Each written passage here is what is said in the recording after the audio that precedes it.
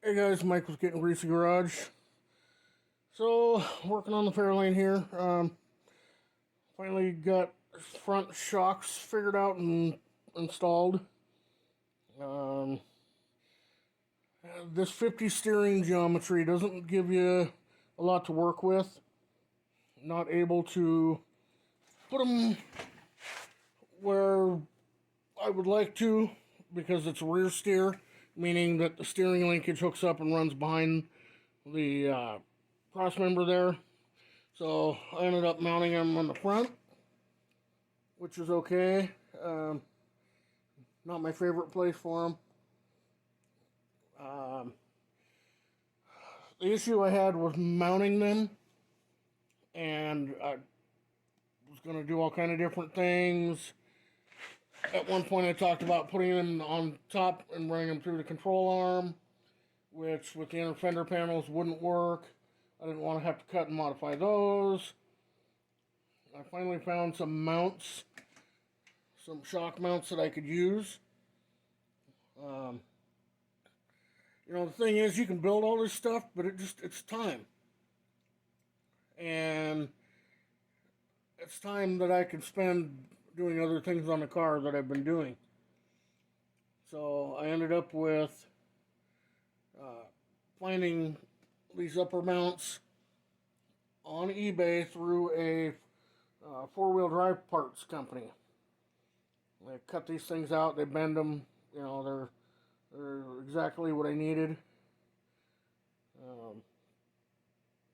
I ended up having to go with these shocks because the factory shocks didn't have a 50-50 ratio, meaning 50% damping one direction, 50% damping the other, so that when you drop the bags, the shock is basically, excuse me, ends up in a neutral position wherever it's at.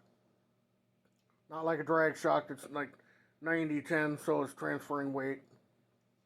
Um, got all the buckets, for the upper bucket and the lower bucket, tacked in place in the control arms where they need to be. What else? Um, got the airlines figured out how I'm going to route them. There's a lot of work just figuring this stuff out so that things don't rub, hit, get pinched. I will be running the airlines inside the frame rails just for protection. So now all I've got to do is finish welding in one little brace here on each side. You can see the other side there. And that will give me all the strength I need.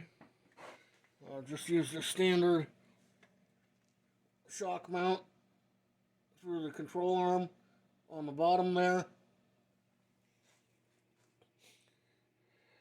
And yeah, everything right now, the suspension is dropped all the way down. And of course, I've got it sitting on ramps, even in the back, so that I can finish up the 4-link install with the car sitting at stock ride height.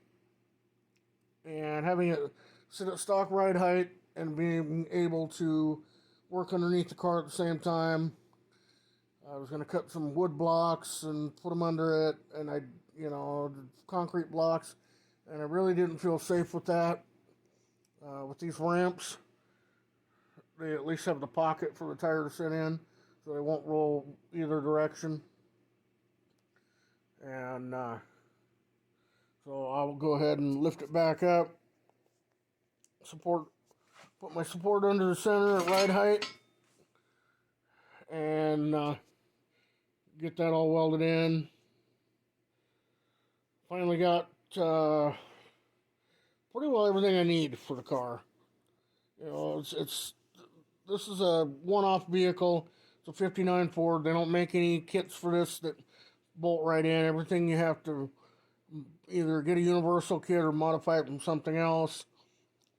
So I've had to engineer every little detail, make sure everything's going to work, figure out the steering from the new steering box to the steering column. I mean, it's just one thing after another after another.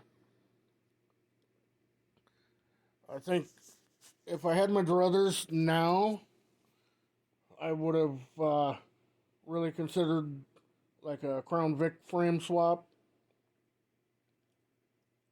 rather than doing what we've done so far. Um, even though the Crown Vic swap has its pluses and minuses of its own, at least with that suspension, there's kits available to do airbags, to do the things you want to do. Even the cups that hold the airbags in the upper frame there and the lower control arms had to be modified. In the rear, which you guys in the next video will see the rear, I had to come up with some different airbag mounts there, so it was a matter of ordering a couple of different ones and trying them, and they don't work.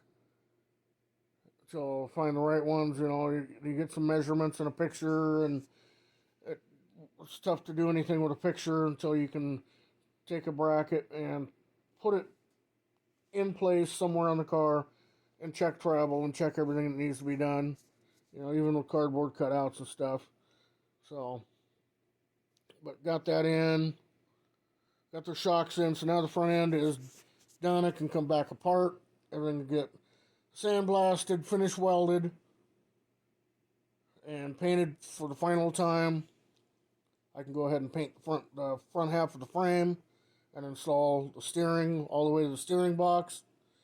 We got the dash back from paint last week, I believe, week before,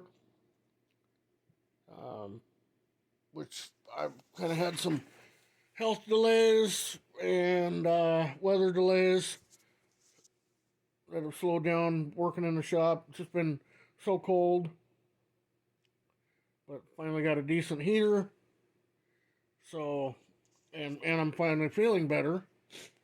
It wasn't the COVID or anything like that, but I don't know if it was flu or cold or what it was, but it just had me down for the count, and so that's why you guys haven't seen any videos. But yep, made some progress. I'm real happy with how the suspension operates.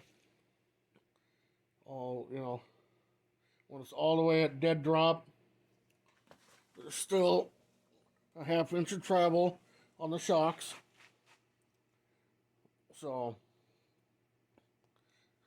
I didn't want to bottom out the shocks in either way. So, and then even with these mounted here, I'll still be able to put the sway bar in. And so yeah, made some progress, big progress.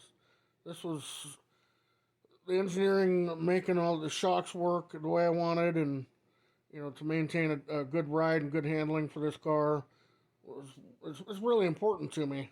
I want the fellow that owns the car, I want him to be able to drive it every day if he wants to, and not have it, like it's riding around on a marshmallow. So, the idea is airbags replace springs, and still maintain the decent ride. These cars, they, even for a 59, they didn't ride bad. They had decent suspension. And, I mean, there's been improvements in the modern stuff, but so anyway, about enough for now. I'll had some big improvements in the shop that I will do a video on tomorrow. That took way longer, or was way more of a pain in the ass than I thought it was going to be, but now that it's done, and I don't ever have to deal with it again, hopefully. And then I can get back to the firewall here and the floor pans once the rear suspension's done. I just figured it was more pertinent to have all the suspension done before I started worrying about rust repair again. And, then figuring out where the air tank is going, air compressors, airline routing, power for air compressors. Uh, you know, I can't just throw an extension cord in the trunk. Everything has to be done right and mounted. And, you know, it's just a lot of trial and error. They don't make instruction manuals for custom built cars. I know that when you look at this, it's one of those things where it doesn't look like a ton of work has been done, but a lot of work has been done. There's a lot of hours into making all this stuff work that wasn't designed for this car. A lot of grind and test fit and grind and test fit and grind and test fit. You know, getting these shock mounts trimmed right just so they would fit. That all takes time. So, it's one of those deals. But, if you're looking at building a car like this or having somebody else do it for you, this is what you deal with. It's, time is money. It all takes time. If you're lucky enough that you're building a common car, 79 Monte Carlo or something, they make all the bolt-on stuff for it. It's all plug and play for those, but they don't make it for 59 Ford Fairlanes and a lot of the older stuff. And, sure, I could throw this thing together with airbags under it, not worry about shocks and sway bars, and then it's out and you're driving around and it rides like a marshmallow and wallows around corners, and, that's not how I do things, not how I want this car to be for the owner. So, anyway, guys, enough out of me for today. I'm about to shut her down for the night and come back fresh in the morning.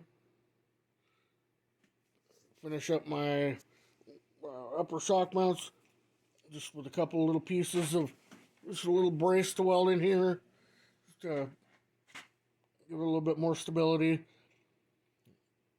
And then I'll get you guys some more videos. Appreciate you sticking around. When you're a one-man band like me, and you try to do all this work and do videos, and then go home at night and edit videos, and it turns into hours because you're not a professional, it gets hard. It gets hard, but I do my best, and as time goes on, I get better at this stuff. So, anyway, we'll catch you in the next one.